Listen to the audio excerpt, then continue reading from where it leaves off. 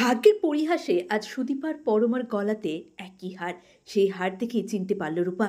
বলল, এই হার তো আমি আমার যমজ দুই মেয়ের গলায় পরিয়ে দিয়েছিলাম। এই হার তোমরা কোথা থেকে পেলে? হ্যাঁ বন্ধুরা, আপনাদের মনে হচ্ছে তো যে সুদীপার কাছে হারটা কোথা থেকে আসবে। সুদীপা তো হারটা বিক্রি করে দিয়েছিল, আর পরমা তো ওই হার কোনোদিন নিজের গলাতে পরেইনি।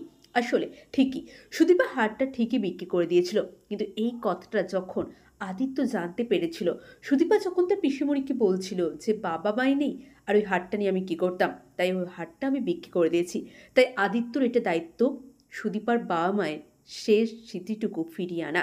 আদিত্যই নিয়ে এসেছিল ওই হারটা আবারও সুদীপার কাছে। তারপরে নিজে সুদীপাকে ওই হারটা পরতে বলেছিল, এক প্রকার পরিয়ে দিয়েছিল। আর পরমারও একটা গল্প আছে। পরমা ওই বাড়িতে আর থাকতে পারছিল না, যেখানে আদিত্য সুদীপার জন্য এত কিছু করছে, সুদীপার কথা এত ভাবছে, সুদীপার জন্য আউট হাউসে গিয়ে পর্যন্ত থাকছে। তাই পরমা তার বাবাকে বলে, বাবা আমি একদিনের জন্য তোমার বাড়িতে যেতে চাই, ওখান থেকে ঘুরে আসতে চাই। সেখানে যেই অনেক কাহিনী হয়, তারপরে পরমার গলাতেও ওই হারটা চলে আসে। ওইদিকে পরমার মন কিন্তু ওই মহিলার কাছেই পড়েছিল, কিন্তু তার কিছু করার ছিল না, কারণ বাড়ির কেউ তাকে আউট হাউসে ওই মহিলার কাছে যেতে দিতে পারমিশনই দেবে না। গেলেই হয়তো চরম অশান্তি হবে। তাই পরমা ভয়ে ভয়ে ছিল, যাচ্ছিলই না। কিন্তু পরমার গলাতেও ওই হারটা ছিল, আর সুদীপার গলাতেও।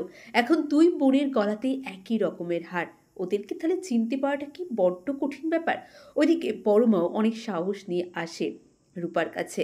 তারপরেই দুজনে মায়ের কোলের কাছে বসে গল্প করে। ওইদিকে রূপার হঠাৎ করে ওদের গলার দুটো হাড়ের দিকে নজর পড়ে। রূপা আসলে আস্তে আস্তে একটু ঠিক হচ্ছে, নিজের মেয়ের সেবাতে ঠিক হচ্ছে। হাড় দুটোকে রূপা ধরে, বলে, এই হাড় দুটো আমি যেন কোথায় দেখেছি, খুব চেনা এই লকেটগুলো আমার। ওইদিকে কুন্তলা জানে যে ওদেরকে একসাথে হতে দিলেই আমার সর্বনাশ। ওদেরকে এক মুহূর্ত চোখের আড়াল করা যাবে না। ওরা যে কি করে ফেলতে পারে ওদেরকে আমি একটু বিশ্বাস করি না। কিন্তু ওদের উপরে নজর রাখতে গেলে আমাকে চৌধুরী বাড়িতে ঢুকতে হবে, আর আমাকে সেটাই করতে হবে।